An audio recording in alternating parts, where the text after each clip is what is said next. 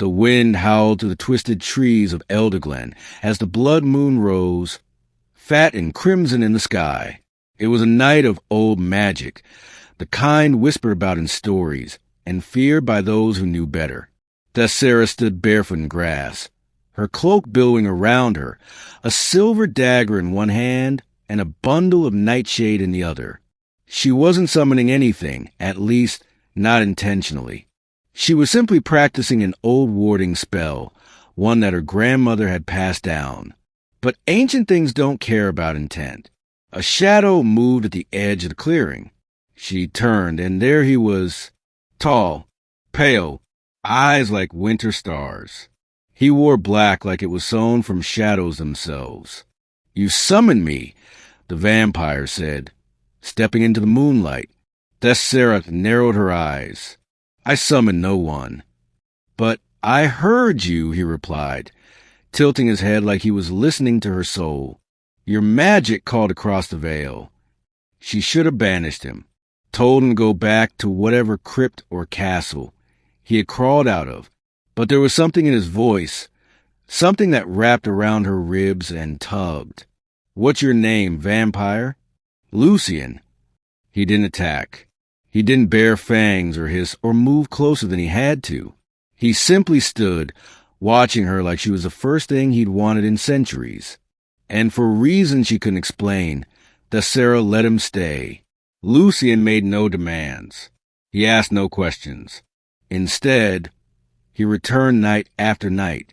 He spoke of stars, of long-forgotten languages, and of dreams he used to have before the thirst. Thessara found herself laughing, something she hadn't done in years. He brought her books with cracked spines and pressed flowers inside, and she shared with him secrets of the forest.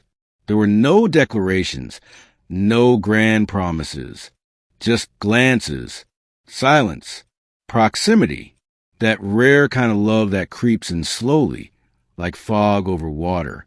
But Elderglen whispered warnings in the rustling leaves. For a witch and a vampire to fall in love under the blood moon was to awaken a curse. One would lose everything. On the seventh night, Thessara felt it. Her magic pulsed like a heartbeat beneath her skin. The moonlight danced on her altar like fire. Lucien stood across from her, his expression unreadable. "There's a price," he said quietly. "The prophecy. If we go on like this, one of us will have to give something up." She knew. She had read it in an old grimoire.